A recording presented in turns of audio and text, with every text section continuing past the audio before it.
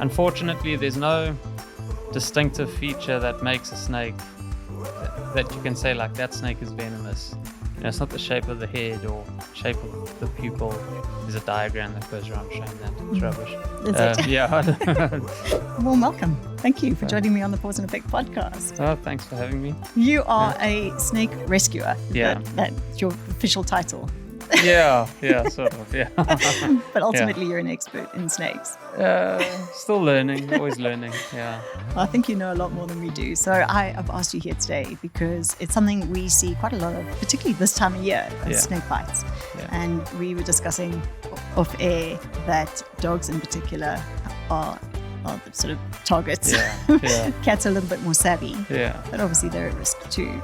Yeah. So I hope that the listeners will benefit from this because it's quite a scary thing to have happen to one of your pets and something that requires quite immediate action. But there's a lot of stuff around this that I think needs some clarification. So hopefully we can discuss that today. So welcome. No, thank you. Thanks. So I suppose let's start off with, how did you get into this? Tell us a little bit about you and what you do and your interest. I used to watch Steve Irwin as a kid, the late crocodile hunter. He was such a enthusiastic guy, and that rubbed off on me. So I started catching snakes as a kid, and just never really stopped. And after high school, I went to work at Dangerous Creatures. It's like a snake park at Ushaka, and then pretty much 10 years ago now, I started working for myself doing snake removals, education, research. Research is probably what I enjoy most now, actually. Yeah. Like I say, always learning. So, the research side, like especially black mambas and pythons, I've learned a lot. So, yeah. The venomous stuff is, I suppose, what's most thrilling. Yeah.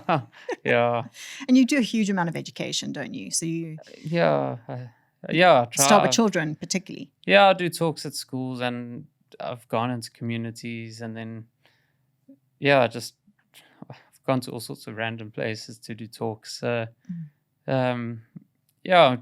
Just try and get kids and adults to.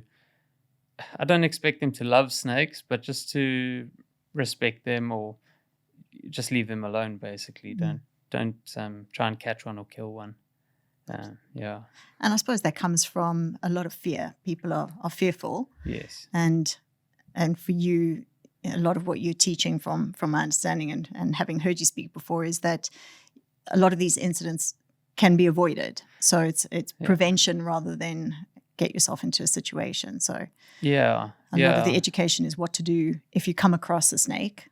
Yep. No, I mean, last year I try and record bites on pets, but people too.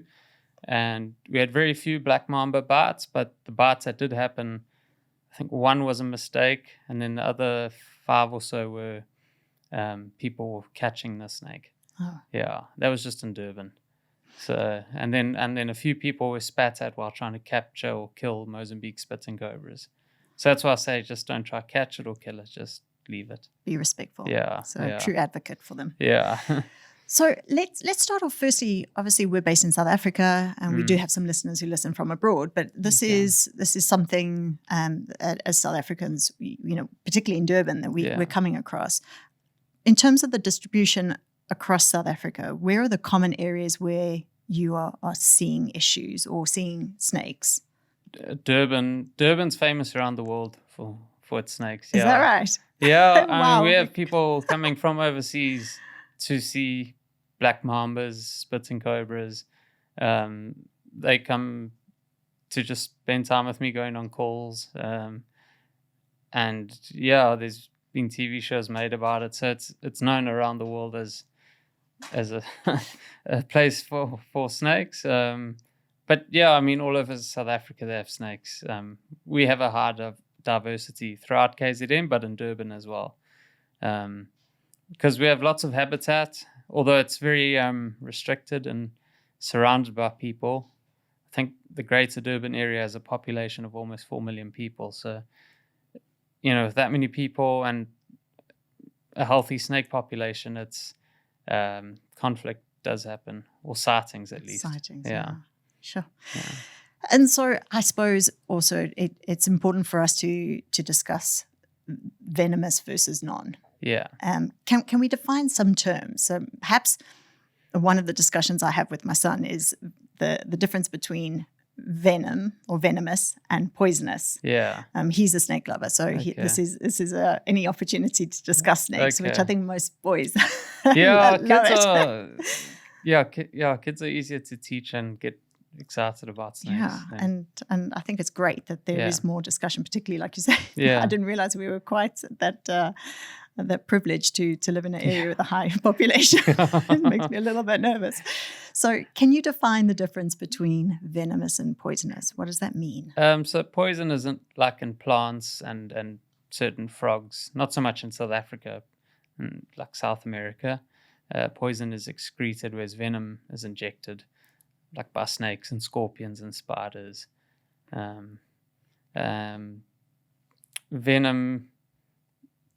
Venom on the skin generally doesn't have an effect. Poison does, or it can. Venom in the mouth also shouldn't have an effect. From a spitting cobra. I'm not saying drink venom from a mamba or something. No. But like snake catchers, we get spat at in the mouth sometimes. It's horrible. But it's fine. Whereas poison in the mouth is obviously a lot more dangerous. So gets absorbed. Yeah. So snakes are venomous, but so many people know them as poisonous. So yeah, a lot of the time, like when people phone me, I just go with it. I'm not gonna. Yeah. And in terms of identification, I think this is probably one of the hardest things, even for us as veterinarians, particularly when we have an incident where people are either suspicious or think or have seen a snake bite their dog. That identification is really important. Yeah. And we're really bad at it. Why? Well, so if you like snakes, the nice thing about Durban is we have a high diversity. We've got, I don't know, at least 15 species, probably a bit more. And but then the problem is you've got to learn all of them. We've probably got close to 20 or so. And there's a few that look very much the same, like the stiletto snake, a venomous snake that bites many people and pets, resembles some harmless snakes like an enthralled black snake, or any black, brown, or grey snake is automatically assumed to be a black mamba. We've got 4 non-venomous green snakes in Durban, and of course the green mamba and the boomslang. So like it does become difficult for people. Unfortunately, there's no distinctive feature that makes a snake that you can say like that snake is venomous. It's not the shape of the head or shape of the pupil. There's a diagram that goes around showing that. It's rubbish. Is it? Yeah. It's unfortunately you just have to learn your common snakes in your area. Yeah, so not ideal, but like if you can take a photo and send it to a snake catcher, there's a lot around Durban. They can identify it for you. Yeah. It's one of the most common questions I see go up on social media or on the neighborhood groups is, can you identify the snake? I'm sure. How many images do you get a day? Yeah, asking you I don't to know, ID? a lot. Actually, WhatsApp groups are a problem because then people who don't really know will comment and make the wrong ID, and then or someone will say, "Help! I've got a cobra in my house," and then a whole bunch of snake catchers are contacted, and it becomes a bit of a mess. Yeah, contacting a snake catcher directly is a better route. Yeah, I agree. So, I think, talking this through, I'm not actually surprised that it's so difficult to ID because, firstly, most people, when they see a snake, have a reaction that it's just, that's panic. Yeah. And so when you're in a panic state, you often don't think logically and are in a position to make those kind of identifications so critically. But I also know that it's so important for us as veterinarians to get that ID if we're able to, because a lot of the treatment generally is symptomatic until you know whether you've got to give antivenom. And I know we're going to go into that.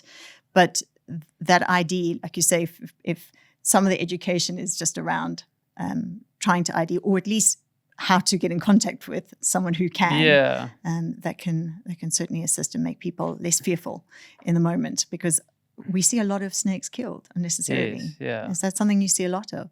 Yeah, people kill snakes all the time out of fear or for all sorts of reasons, and in horrible ways as well. Like, I understand people being scared and, wanting to keep their family safe, but a lot of the time it's totally unnecessary, and all the time it's risky, because a snake doesn't want to bite anyone, but if you're going to hurt it, it's going to want to bite you. So it's going to react. Yeah, it's dangerous, especially with large snakes like cobras and mambas. It's dangerous. So they're not gonna want to react, but it's a case of now. So like identifying this. So I know some people will try and catch or kill the snake to bring it into the vet for ID, or they do it at hospitals. And then no one wants the snake. No one wants to see it. Yeah, I had a nurse at a hospital phone me once saying they can't let the guy in because he's got the snake in a Coke bottle. It's always a Coke bottle. I don't know how people stuff these snakes. A lot of into people them, drinking Coke. But yeah, but people shouldn't try and bring the snake to the vet. Just if they can take a photo, that helps. But often, actually, most of the time, the dog does kill the snake. So then you can get a photo, but if not, you just start looking at symptoms. If I get called and a snake hasn't been seen, I don't know, I'm always a bit suspicious, especially when it's a large dog, because most of the time, unless it's a spitting cobra, even black mambas are killed by dogs, like 9 times out of 10. So like we kind of look at that in symptoms and kind Take of it from there. And look at the area, and we think about what snakes are commonly caught there. So like if it was up west, past Hillcrest, and the dog's got a huge swollen face, you could maybe think of puff adder. Whereas down further in like Westville, for example, we don't have puff adders. It's just night adders and stiletto snakes. So and then the treatment's a bit different. Yeah. So distribution is really based on where you're seeing it or the incident occurs. Yeah. Hi there, pet parents. This is Dr. Cara, the Ultra Pet Vet. I'm excited to introduce Ultra Pet's premium recipe for miniature and small breeds. Ultra Pet's smaller kibble size combined with calcium and phosphorus helps keep their teeth in tip-top shape. We've added omega-3 to support their heart function while keeping your little one strong and healthy. Ultra Pet has included chondroitin, glucosamine, and green lip mussel extract to help your dog's joints, and L-carnitine to manage weight. Prebiotics play a crucial role in maintaining a healthy digestive system by nourishing the good bacteria in your dog's gut. The best part? Ultra Pet offers a 100% money-back guarantee. Visit your local vet or pet store to make the switch now. So for owners who want to avoid having snakes because their dogs are going to either kill them or be bitten, are there any practical ways that they can do that without harming them? So a lot of people use all kinds of repellents. I was actually going through my photos on my phone today, and I saw a picture of the chopped onion that people would put around their house. That doesn't work. Sulfur? No.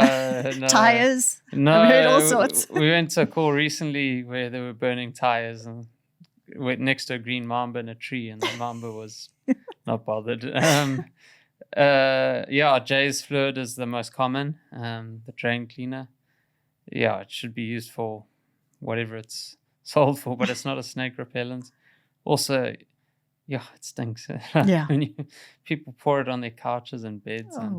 But anyway, and then there's commercial repellents that just are a waste of money.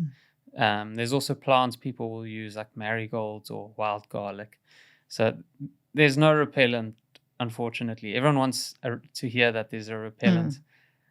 And snake catchers, people get a bit annoyed with us because we sound unhelpful, just say no, none of it works. we could probably make a lot of money if we just lied to people. Just some marigolds. But, yeah, just sell marigolds. But no, there's no repellent. The best thing one can do is just keep the yard neat and tidy. So people, sometimes when we say that, people take it as, oh, we must cut down all the trees. And trees aren't the problem at all. It's like yesterday, for example, we went to someone's shed or their storeroom, and it was full of just everything. And there were rats breeding in there, or there were, and then a mamba had cleared out the rats. So, and most storerooms I go to look like that. Or yeah, like sometimes we go through someone's cupboard and then at the bottom is a suitcase and there's rats breeding in there, or so just trying to avoid having rats. I mean, rats, Durban has quite a rat problem, and especially in ceilings, there's not much you can do about that. But having like rubbish around the house, a messy storeroom, or if you have a windy house, as a shed, just if there's holes, try and block them up. So when I say keep the yard neat and tidy, it's more that, no piles of wood or piles of rubbish in general. But yeah, the trees can stay, and I'll have some birds in the garden, and the snakes can stay in the trees. But keeping the yard neat and tidy is important, and just not practical. Wasting money on. You can spend money on removing the waste instead of repellents. Yeah, that's good advice. So let's talk about the actual incident. Clearly there are some dogs that are there's nothing you can do in terms of training to avoid it happening. But if you see your dog has been bitten by a snake, what would you do in the event of that happening practically? Well, firstly, like ideally, if you had to see the snake first, lock the dogs away. Like before I came here, I had a call for a monitor lizard or legovan, and the first thing the people did was lock the dogs away. So that was good, because they'll also kill those lizards. But a lot of people don't do that. They leave the dogs, or they let the dogs out to kill the snake, which is all good and well. But while the dog is killing the snake bites back. And that usually doesn't end well. Or some people, usually the dog finds the snake first, and some people just take a video of the fight. So it's important to not do that, obviously. Yeah, keep the dogs inside. If the dog is going for a snake, scream at the dog. I don't know, throw a glass of water at it, do something, but get the dog away from the snake. Remove them. Except putting yourself between the dog and the snake.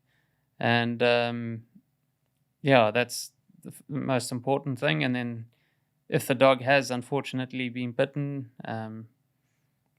try take a photo of the snake if it's there. Again, usually they're killed by the dog. But otherwise, if you can't get a photo, you can't get hold of a snake catcher for some reason, just take the dog to the vets if you're worried. Rather be safe than sorry. And in terms of that wound itself, so often there isn't necessarily immediate swelling. That's something that occurs later.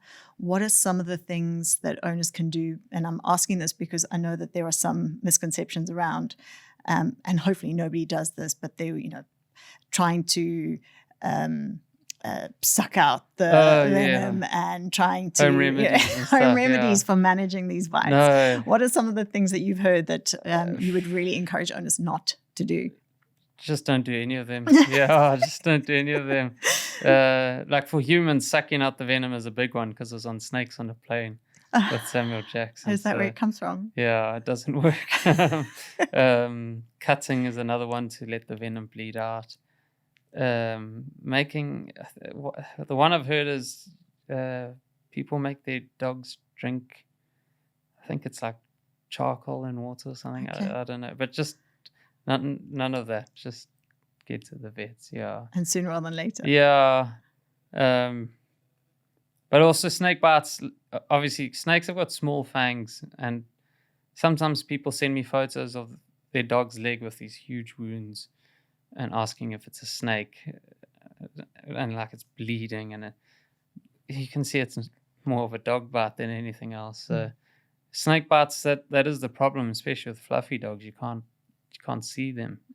I guess in a way it kind of helps when they start swelling, because then you can kind of detect where the bite is.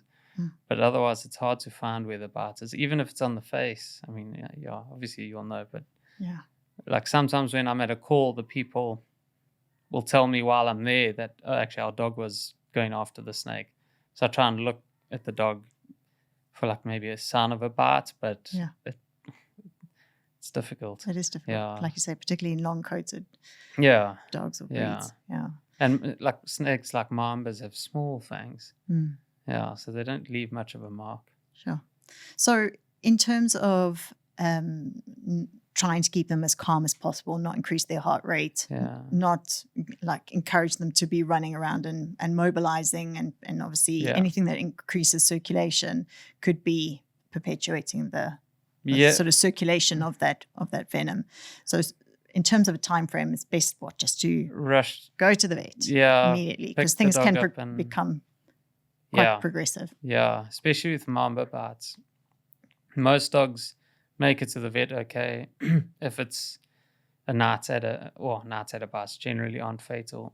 So it's important to get to the vet as soon as possible with mamba bites, because their neurotoxic venom, black mamba bites, that neurotoxic venom works really quickly. Although sometimes, like I remember being at a call where the dog only started showing symptoms after an hour. Wow. So it might have just had a small dose, but after an hour that it was severe symptoms that kicked in. But other snakes' symptoms may take longer, or this dog just has more time even with the symptoms. But it's just, even the same with people, just the sooner the better. Definitely. And I mean, sometimes we'll get a case that comes in and they've just been bitten and that doesn't look particularly dramatic. And we say to owners, we want to get them in, get IV access so that at least we can support them if things deteriorate, but also to monitor and to assess, particularly when they don't know what's bitten them, because that identification isn't always there. Yeah. And if we need to step up in terms of the kind of supportive care we're giving, we're in a position to do that, rather than people going home, going to bed and seeing the next day, seeing the dog in a very deteriorated state. Yeah. So waiting's not the best option. No. But. So before you made the mention of the neurotoxic black mamba. Yeah. What are the other categories that the snakes fall into? So in Durban, the black mamba's got the most dangerous bite to dogs and people because of the neurotoxic venom, which just shuts down the body. I mean, the dog, just loses control of the body. There's quite a few snakes with cytotoxic venom. The dogs, so I try and keep records of dogs and venomous snake like incidents. I've got over 500 records now, and a lot of most of it's spitting cobras, spitting in the dog's eyes, which is actually the better outcome, as horrible as it is for the dog. At least it's not going to die, and the snake usually gets away, so it's a win for both animals. But bite-wise, the stiletto snake and night-adder bite quite a lot of dogs, and they have cytotoxic venom, but fortunately it's not generally lethal to dogs, although we see small dogs can die from night-adder bites.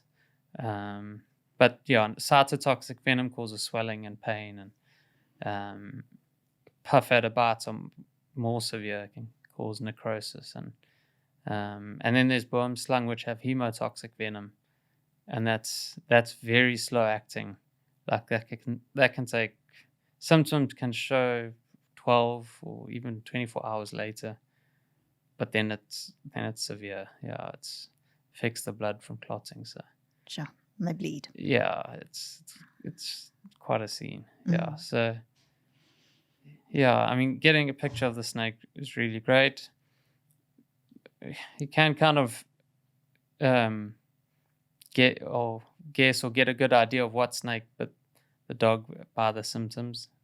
but sometimes it's difficult, as you know. And like you said, that with the night adder, particularly with small dogs, the swelling and things that are associated with, particularly also the deterioration that you see, it can be mistaken for a puff adder bite, Yes, So we've had situations where there's been an ID, we know it is, and we're going, but it's behaving differently. Is there a possibility that it's, that we've got it wrong?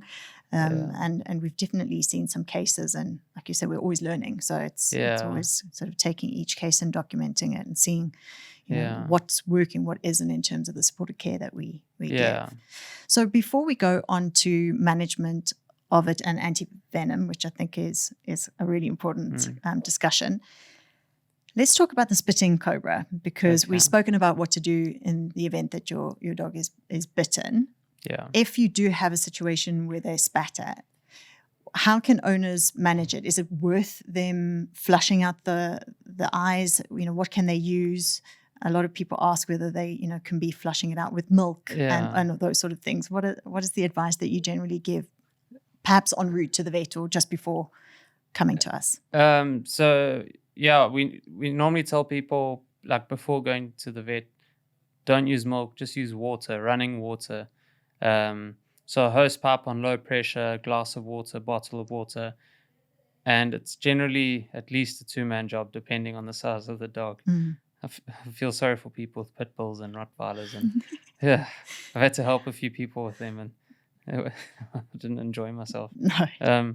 But you got to hold the dog, and someone has to keep the eye open, which is difficult, and pour water in that eye. And obviously the dog's in pain already, and that process just makes the dog even more unhappy. But doing that really helps, and then just washing the whole face, because there'll be venom on the face. But it's fine on the snout and that. It's just in the eyes it's a problem. But it is better to just wash it off in general. And just dilute. Yeah, or people come home without seeing the snake and notice their dog scratching their eyes a lot, and the eyes are red and swollen, and it's generally a cobra. But wash it with water, and then just to be safe, bring the dog to the vet. Often, even if it's just a case of us repeating it again, some eye drops, providing some pain relief, and assessing to see whether there's been any major damage to the surface of the cornea is quite helpful. So we'd encourage people to.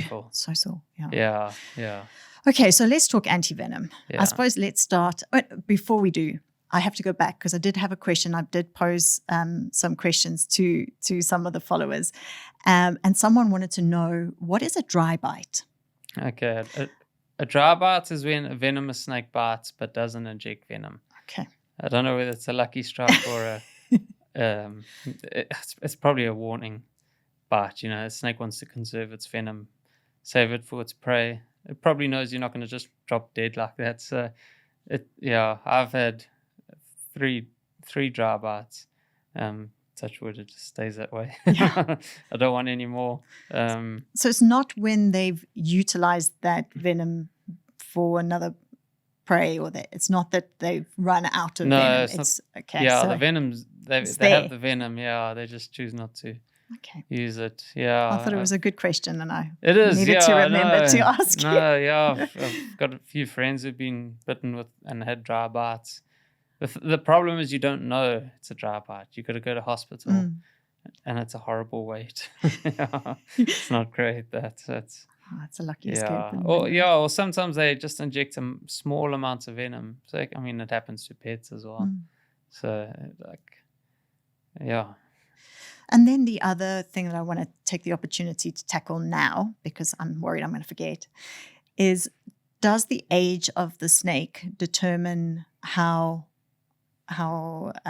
venomous they are? So when the snake hatches, they've got the same venom as the adults, like this. And there's a myth that they can't control the amount of venom, so they're more dangerous because they can inject a larger volume, but they can't. They can control how much venom they inject, but a larger snake will inject a large amount of venom. So just try and avoid any size snake biting you. But a larger snake would inject more venom. Yeah, okay. Right. but they have the same toxicity. Okay, that's useful to know. Okay, so antivenom, and the reason why I want to talk about this is because there has been some changes. We obviously had a shortage in South Africa, which I think some pet owners have come across. Their vet maybe not having a supply of it or being able to get a supply. Yeah. What was happening there? It was a huge problem, like maybe a year or two ago, and then it seemed to improve a bit, and now it's bad again. So in some places, in some parts of the country, they struggle to get antivenom for people. So when it comes to dogs, they prioritize people, and I don't want to say unfortunately, but a lot of us will do anything for our dogs or cats, so it's hard, like you get told, like, sorry, saving it for people. So the priority is that it is distributed to hospitals before vets. I'm not saying that's wrong. I don't know how that came No. across. I'm just saying, like, obviously it's really not ideal. Fortunately, in Durban, if you're bitten by a venomous snake, there's still antivenom at some hospitals here, like St. Augustine's, Albert Lutuli. I think Hillcrest still has. And then some veterinary practices have. You guys have. Westfall normally have. But other than that, there's not. It's generally, some other vet practices have as well, but not many. But it is now getting harder. Like I remember being at a veterinary practice where they needed antivenom, they didn't keep, and I managed to organize from a local hospital. That wouldn't happen now. No. Yeah, so it's not a good situation. How is it made? So just so that listeners have an idea of, perhaps why there's been a problem with supply.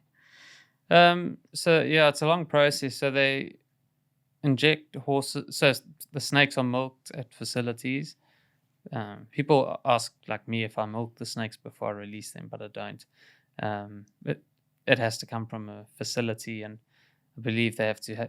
The snakes have to have a specific diet, and they don't eat vegetables or anything, but specifically bred rats or whatever. And so the snakes are milked, and then that venom is injected into horses, but in very small amounts to start with, and then the horse builds up an immunity over time. It takes a few months, and they inject more and more venom, and then those like antibodies is what they use to make antivenom.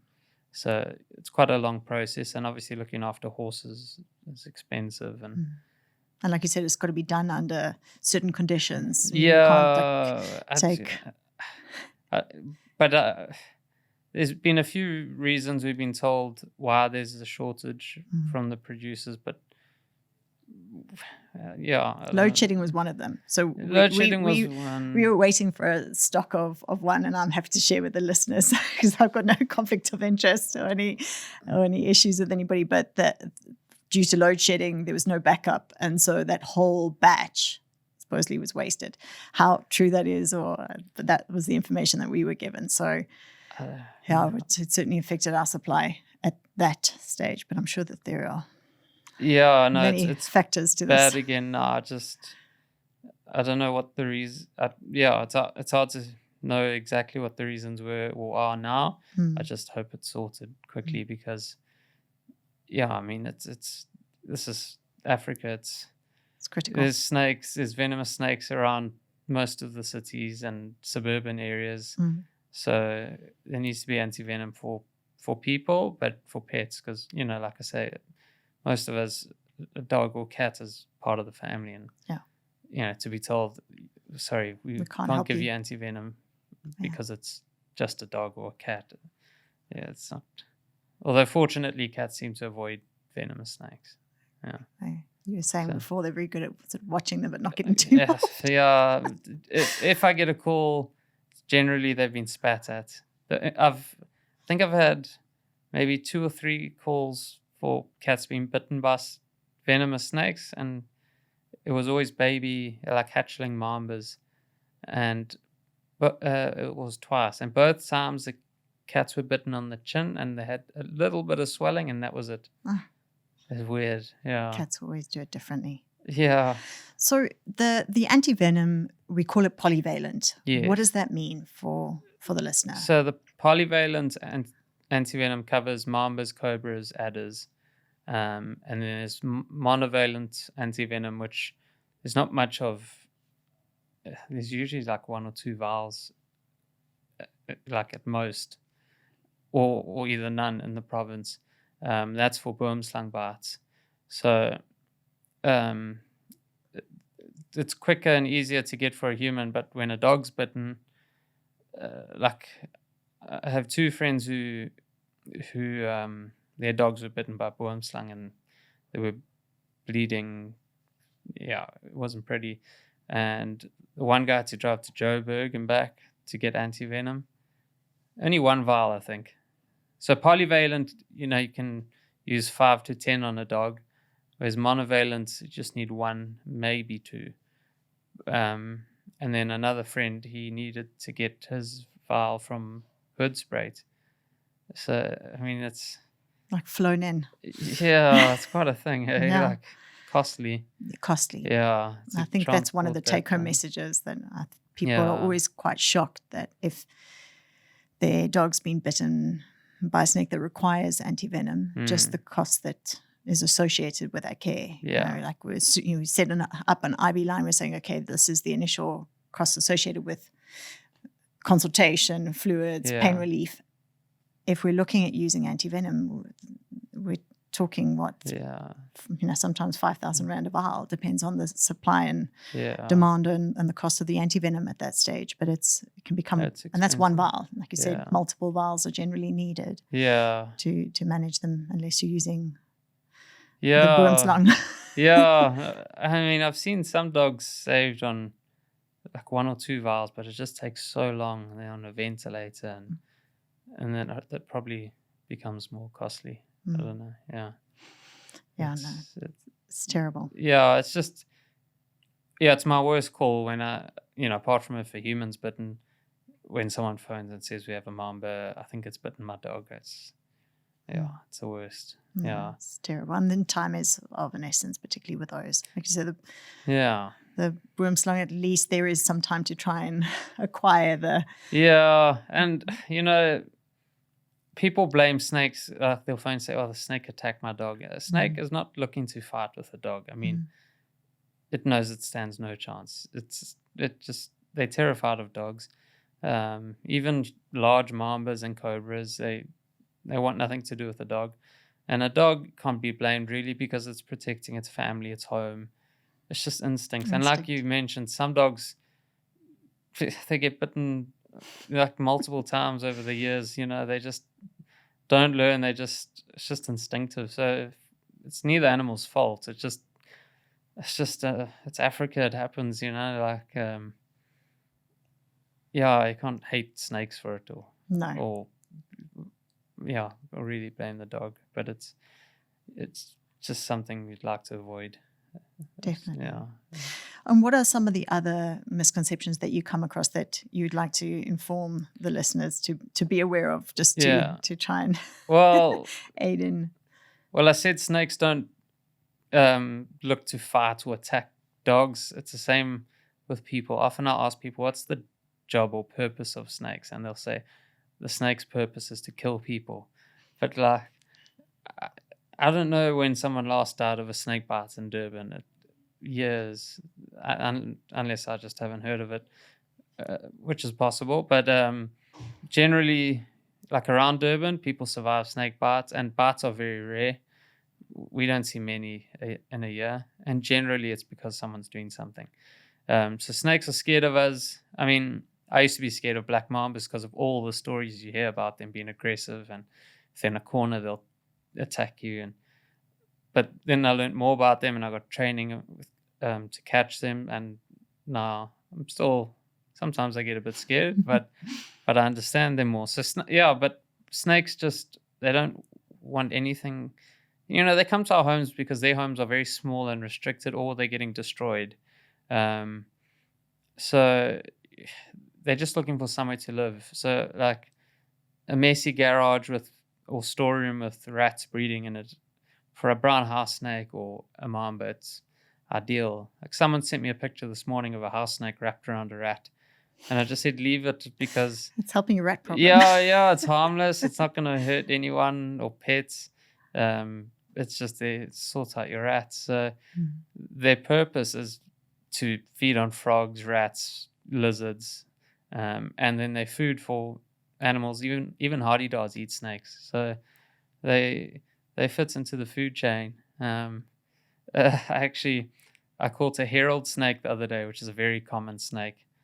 Very they come across as very aggressive, although the better word is defensive. They flatten their heads out and they hiss and strike, and people think they're anything like from a mamba to a puff adder to a cobra, but they're actually harmless. And and we were filming it actually, and this herald, I was pulling it out of a pile of bricks, and it just emptied all its bowels into my hand. It was just this. It was like soup. Lovely. Yeah, and then I dropped a brick on my toe at the same time.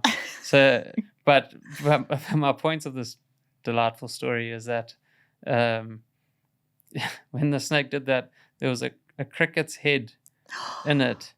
So that would be from the toad, because heralds eat toads. So it was like a nice little gruesome way of showing the food chain. Toads eat crickets and heralds eat toads. So wow. Yeah. So there's that. But I mean, there are so many myths and stories about snakes. Like, I mean, 7-headed snakes. Just lots. There's all sorts. I hear all sorts. But basically, if you hear a scary story about snakes, or if you see a terrifying headline in the news, it's probably totally over-exaggerated and false.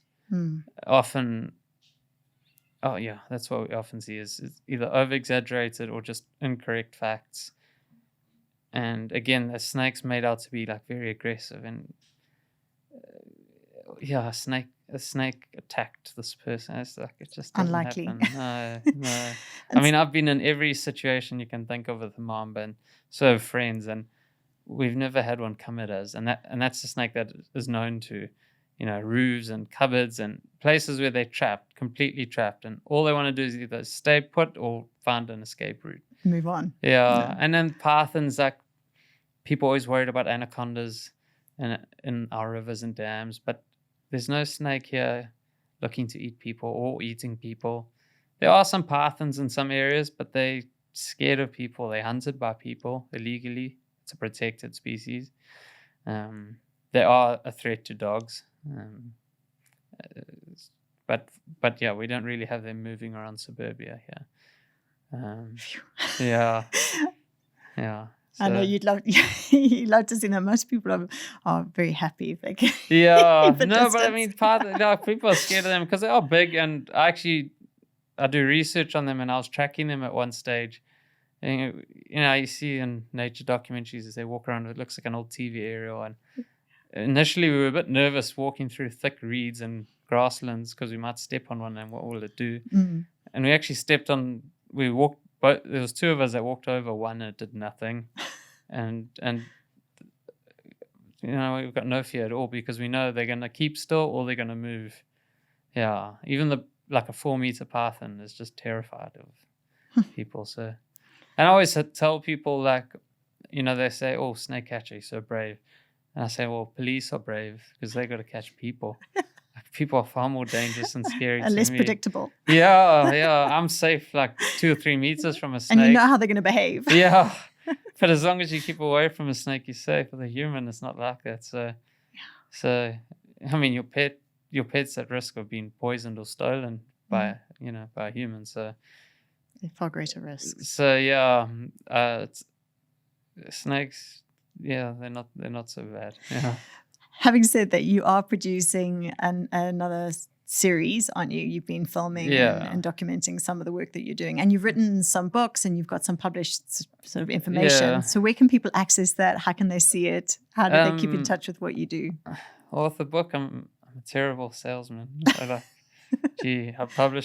self-published it a few years ago, and I'm really bad at selling things. I like giving things away. That's why I do the snake rescues, because so much of it we help people for nothing. But I've done that, and then at the moment we're filming snake season, which is the third season of snake season. So. And where do people see that? It's been aired on. Because we in 2020 and 2021 it was aired on People's Weather channel on DSTV. It'll be aired on that again, and then still to be confirmed, I think. But there's a new MTN app coming out that can be accessed anywhere in Africa, and it's apparently going to be on that as well. So, but I'm waiting to hear more on that. And people can see you in action and see. Otherwise, I'll just keep posting on my Facebook page as well. So you've got your social media accounts where you obviously continue to educate and keep people up to date with the kind of incidents that you come across and kind of calls that you. Facebook and Instagram to just share the stories and we'll provide those links so people can see where to find you. Yeah. And in terms of your book, what do they find inside it? So there's the information on ID, which obviously is at useful. At the back, just about the snakes that were mentioned in the book, but it's more about my snake rescue stories. Experiences. That was published in 2018. So I've actually written a second one. I just need to find a publisher. Yeah. But there's always new stories popping up. Yeah. No. Yeah. I know some of the stories we've sort of spoken about and heard about, obviously, within this neighborhood. And some of it's pretty thrilling. Yeah. But it's very cool. And we're really grateful for the work that you do, obviously. Both the fact that we can contact you and that we've got someone who's able to, for me, it's educate from young. My son has been fascinated, and we keep a corn snake, and I think it's a good start to respecting animals and respecting the species and having responsibility, but also that kind of interest, and the more you understand, the better you are about making informed decisions. So I think education is one of the phenomenal things that you do. So I thank you for that. It's very cool. Thank you. So, Jana, thank you very much for your time and for speaking to me this morning. I know you're a very busy man, so I appreciate you taking time out of your day for it. Oh, thanks. Thanks for the opportunity. Yeah. Cool. Thank you. Thanks. Thank you so much for tuning into today's episode on the Paws Effect Podcast. If you found the discussion helpful, please like, share, and follow our podcasts. Don't forget to leave us a comment or review. We love hearing from our listeners. Remember, you can listen to us on your preferred podcast platform. Welcome back to Just for Pets. You're with Dr. Cara. Hello, Doctor. It's Chanel the Persian. And, I can't seem to stop retching to get this hairball up. Are you on a special diet? Excuse me? Hairball control food will really help. And maybe some Laxapet. And lucky for you, Just for Pets have a big range. Well, how early can I get some? Order today and we'll deliver pronto. Wow. I feel better already. Justforpets.co.za. Vet approved, pet adored. Get it all to your door.